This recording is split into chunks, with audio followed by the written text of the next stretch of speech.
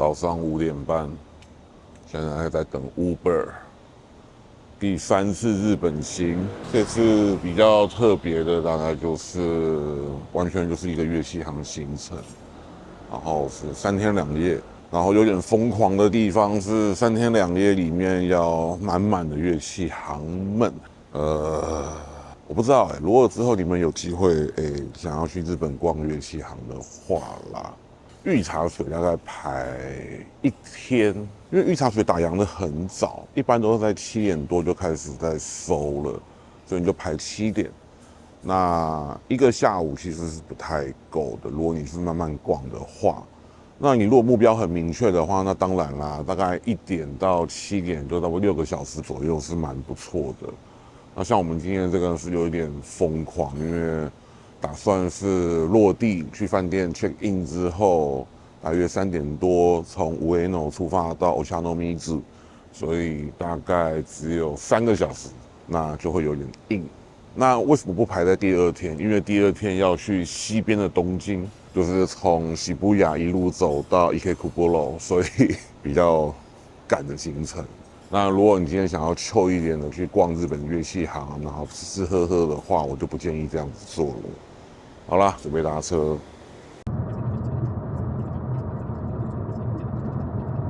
先去弄份旅平险吧，出门的前几天忘记弄。站黑了哈，谢谢。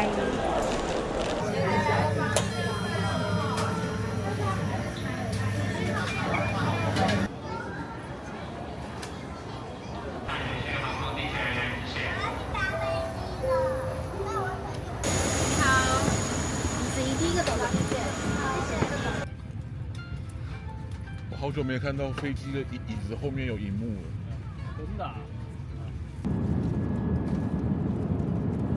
两位想搭配什么饮料吗？红白酒。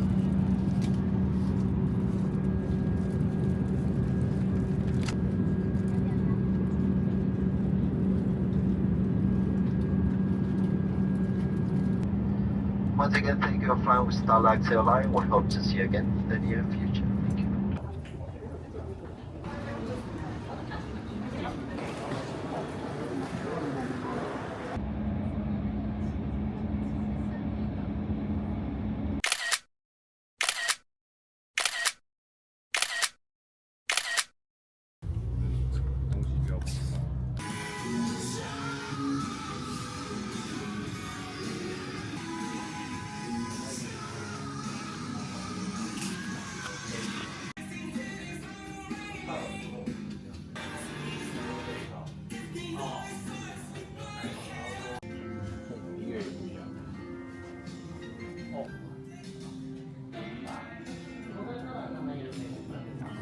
呢個拖隻兜唔出呢個我先過啦，我哋。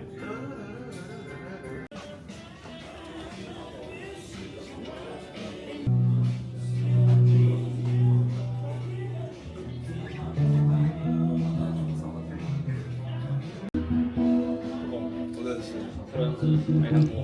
啊，等一类球。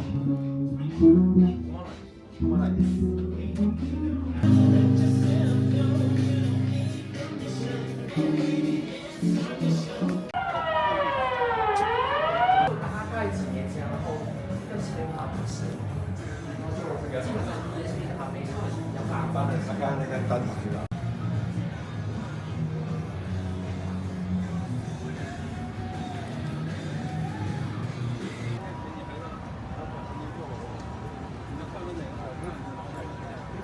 この間行ってきた時に、形して。そうなんで、なんかそっちから来る予定だって言われて。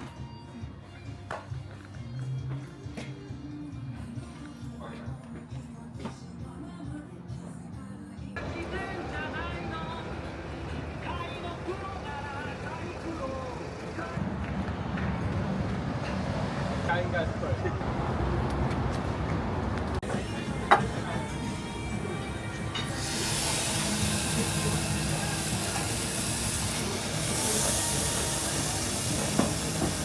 哎呀，第一天就有战机，太厉害了！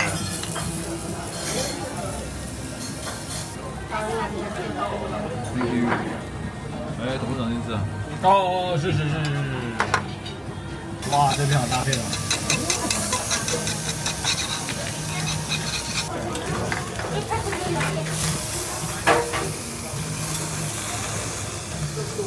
所以那个下去汤丢下去，饭丢下去应该蛮好吃的。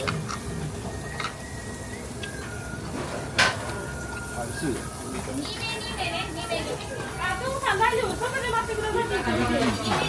韩式是会腌过，是吗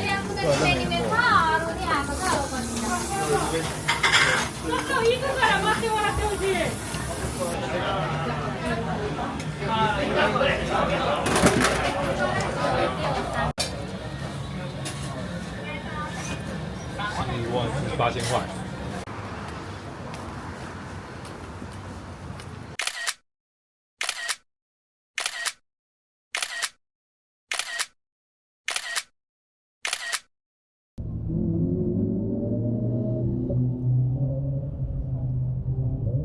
好，那我们现在回来，现在大家都睡了。第3次来东京，其实我第1次的时候就有录一部影片，是我在台湾喝酒，然后再到日本喝同款的酒的心得。然后第2次是，我跟刘璋，我们2个人在东京边喝边所谓的 vlog。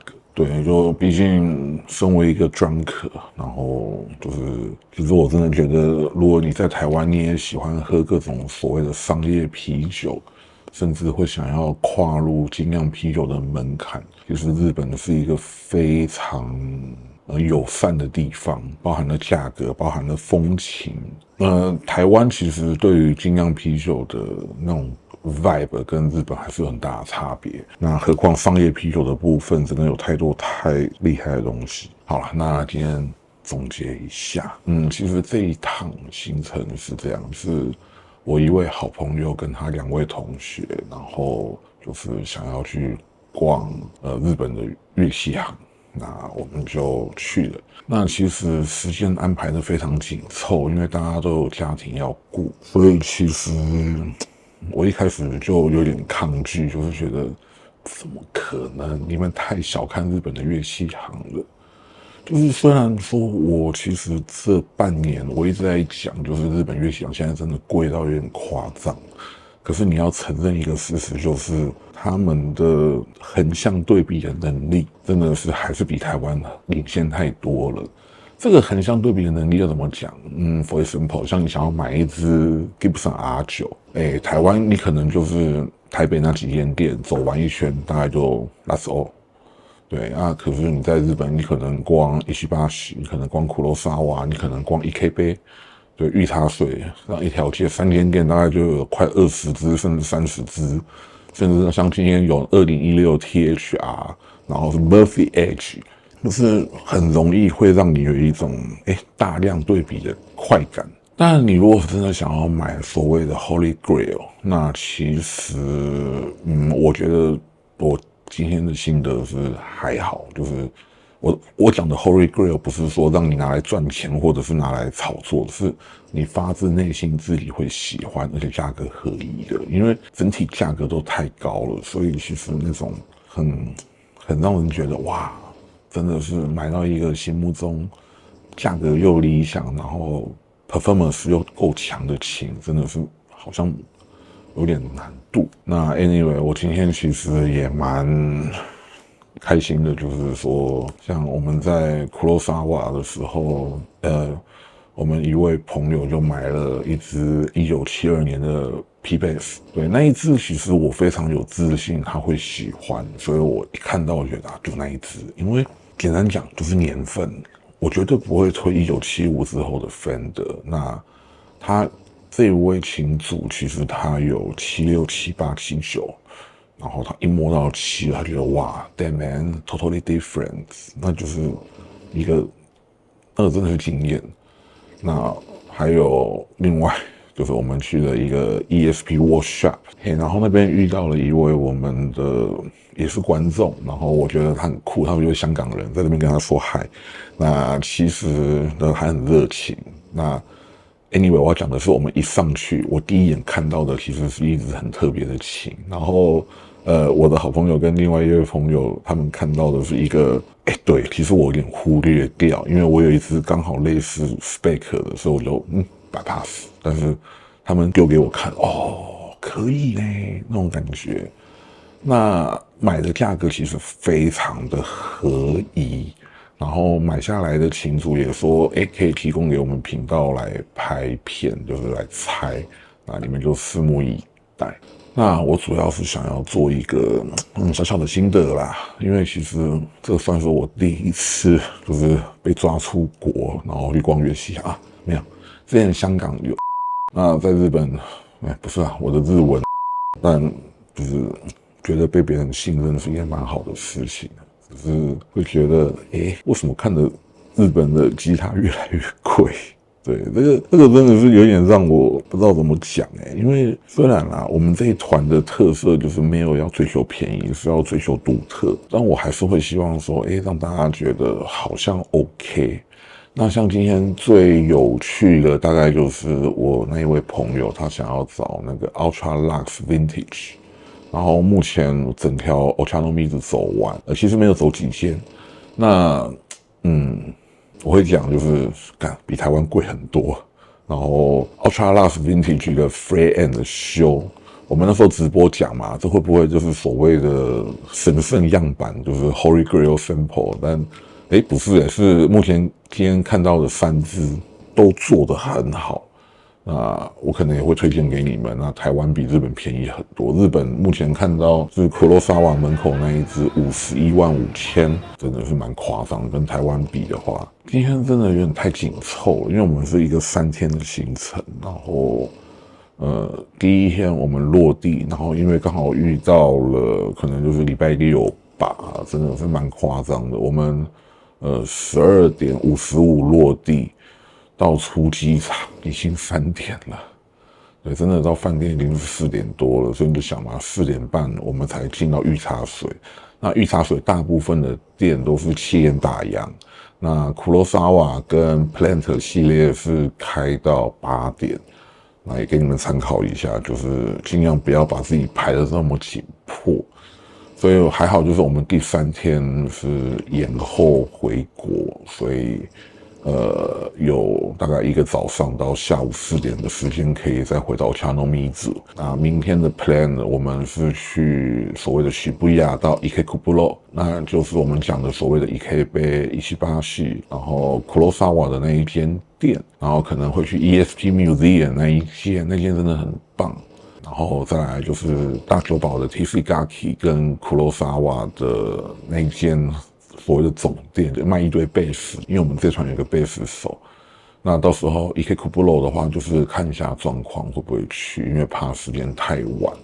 那后面，那如果说到了大久保之后，然后另外2位朋友他们想要去走自己的行程，因为毕竟难得的自由行吧，那我们可能会跟我们的好朋友马叔叔，我们会去拍照，去走一些东西。